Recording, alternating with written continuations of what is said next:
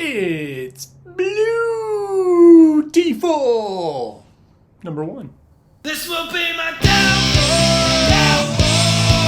This will be my downfall. This will be my downfall. Quick note, a little bit of a different approach here.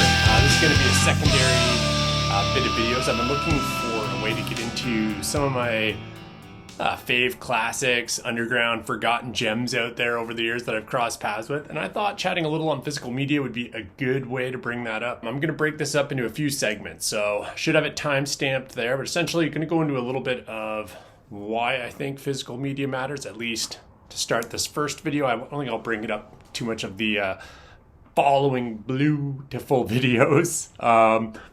But I do think it's important to cover. There's a lot going on out there, streaming service-wise, media-wise, and I want to chat on that. Then I'm going to go into history, a little brief history of Gaillo. Then I'm going to get into the film that we're talking about, and then I'm going to talk about the release. Physical media. Anybody who's crossing paths with this video who doesn't know, that is any tangible physical version of something. Your DVDs, your Blu-rays, your 4K discs, laser disc back in the day, whatever is in your collection. Heck, VHS has seen a boom. I've seen a bunch of videos on YouTube with people finding them in yard sales, getting excited, things like that. Why is physical media kind of seeing this resurgent now? It's hard to show that because on a mass level, physical media sales in film has dropped as far as like Amazon and things like that. And yet you've seen a boom in video releases from smaller companies from all over the world that are digging up these lost gems, forgotten monster movies, men in rubber suits from Japan, all kinds of crazy stuff. They're selling out 10s, 20, 30,000 copies of these per release. A little while ago, you saw a few movies released from James Cameron that sold out so fast they had to make more. There's still a really hungry physical media community. And I think the reason why is you're starting to feel, one, being able to throw all your financial eggs in one streaming basket is over. So trying to decide, people are now, cutting off one service. They're going with Netflix. They're getting rid of Disney Plus, things like that.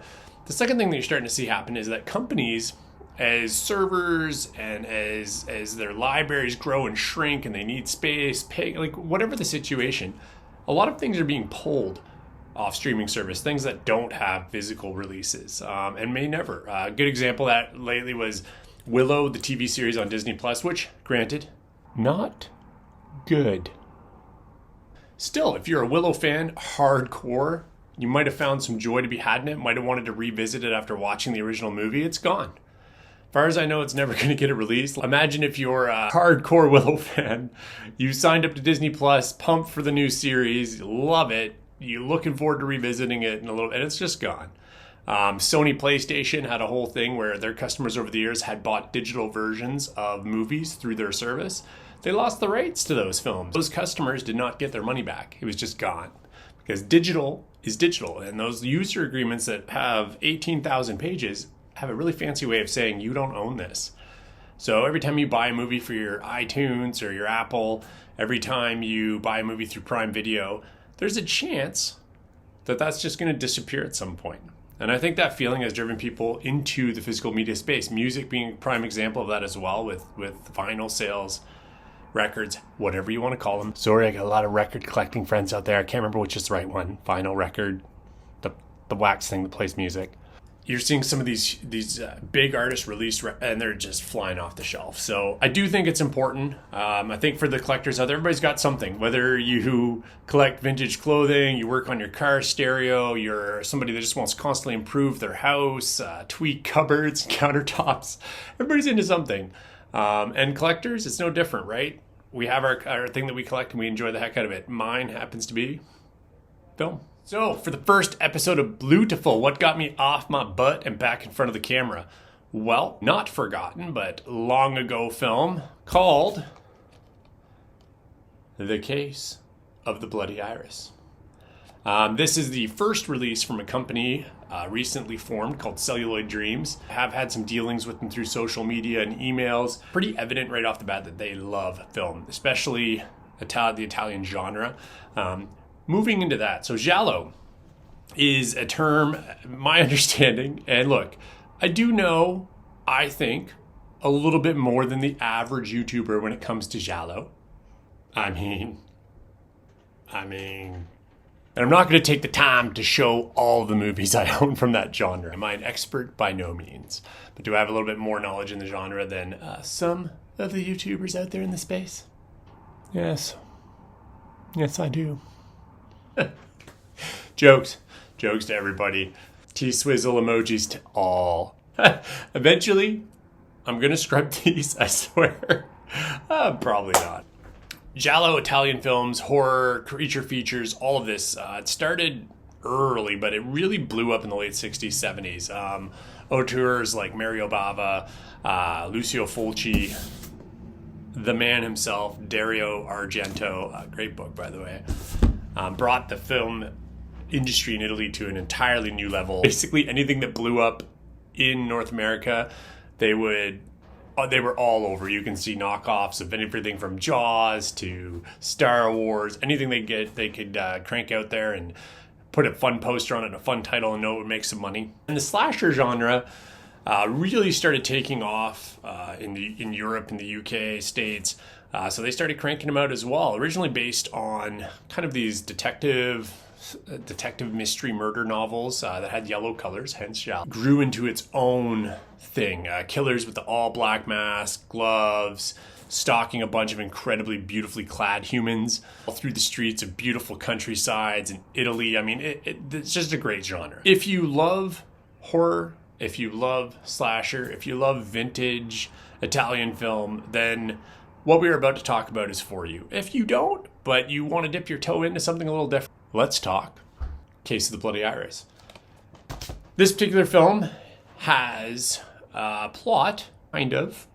A lot of the giallo films are unique in that a lot of times the presentation and the murder and the colors are imagery, everything is a little more important sometimes than the film itself. It stars a very famous Italian beauty of that era, of the silver screen over there, called, you know what, actually, I'm just going to put it on the screen, and in case I murder it, I'm going to let you try to say it first, in your head. Go ahead. Keep trying. Give it like 3 of your best shots. Edwige Fenech. Now, I've heard it pronounced Finish. However, when I watch extras, all the folks that knew her always say Finish. So I'm going to say Edwige Fenech. That's what I'm rolling with. I'm just going to say Edwige from here on.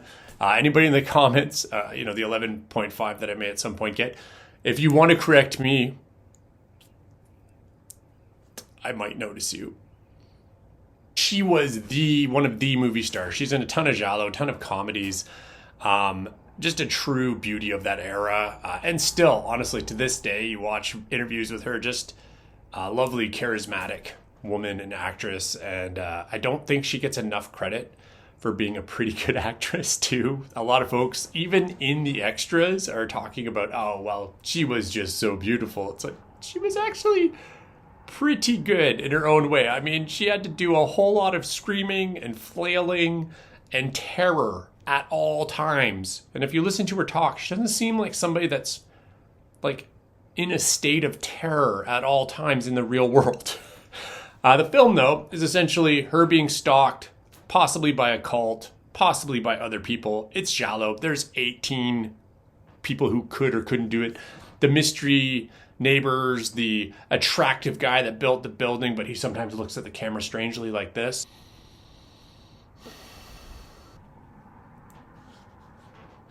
I didn't have my glasses on, so hopefully that looked okay.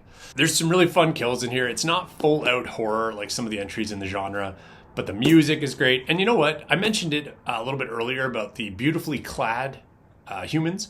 So interesting note about the giallo period, probably more than any other style of film, I noticed the wardrobe. I'm watching these movies like, man, that is a very unique combination of leather collar and sweater. Huh. The gold rings on that bag really accent well with those lines on her pantaloons. Are those heels diamond encrusted? As I watched more giallo, I realized something. Every major fashion house in Italy, Armani, Versace, Gucci, this is where they cut their teeth. These were small fashion houses that were brought in to do wardrobe for these films. And as the industry blew up, so did they. So you have these fledgling fashion houses that are throwing just insane designs at all times. And then combine that with the lighting, the interior designs of the period, the small little cars to get through the small little streets in Italy. There's just so much to love here. As far as in the genre itself, it is probably top 20-ish. I wouldn't put it in the peak of the peak. It doesn't have the real horror pulsing mystery moving it through that some of the others do. But there's a lot to like here. It moves quickly, briskly. It doesn't have too much insanity in it. Looking at you, Dario Argento's Inferno. That said, good ending, good film, solid direction, and Ernesto Gastaldi, I believe, is the gentleman that wrote it. Honestly, I've watched a few of his extras. I could listen to that man talk about film forever. What an absolute legend. The guy wrote like 482 of these Italian films in every genre they would give him money for. So props to that man. As a writer, check it out. I finished a book. This book's available on Amazon now. 1001 Undead Nights. Get your zombie on. I did not properly dress for this review. There we go. Giallo attire for Giallo discussions. So to the point we're here. Physical media. The first release from Celluloid Dreams. Is it worth it? I'm here to say, heck yes it is. Very impressed with this first restoration. I'm going to go into a few little details here, but essentially really, really light film grain while having an insanely crisp feature behind it, which is exactly what you want. Sound is phenomenal. Some of the texture details and stuff is just great. Listen, is it the greatest restoration of all time? No. Listen, we all know what that bar is. Some of you might have a different one in mind, but most people, if you're in the horror space, probably the Suspiria from Synapse. And I think that's fair. That is an absolute all-time gem, and I think it stands. However, this is their first release, and the fact that it's close is impressive. The color palette through the entire film is damn near perfect. Sound is amazing. I watched about half of it with the original Italian. I watched the English dub as well. They obviously put a ton of work and effort into this, so props to them all around. Applause. I very much appreciate companies that put this kind of work in. There's some that used to and have since cut down on some of that, and you don't really know what you're getting anymore. I feel like this company and the people behind it are invested in the long haul. Packaging. You know how you know that a company cares about collectors? I thought this was a really cool touch. So you literally flip it and you have the original Italian title on the back. I never really thought about the fact that I did not need to have features on the back of my slipcase. Why not have alternate artwork? I thought that was pretty cool. And on the actual packaging side, so I guess I really should pay more attention to some of the measurements and stuff when they're detailing what's coming. They mentioned that there was going to be lobby cards, so replicas of the original cards they would have given out for this film like way back in the day when audiences first came to the theater. It's kind of like a nice keepsake or extra that a lot of companies will add in there, and fans love them, I love them. Though I rarely take them out of the package. Hashtag collector problems. This is a collector card. This particular one is actually from Torso. Note the size in comparison to my head. So I got the package from Celluloid Dreams. I'm like, wow, it's an awkward package. Feels like there's something in here. This is their replica lobby cards.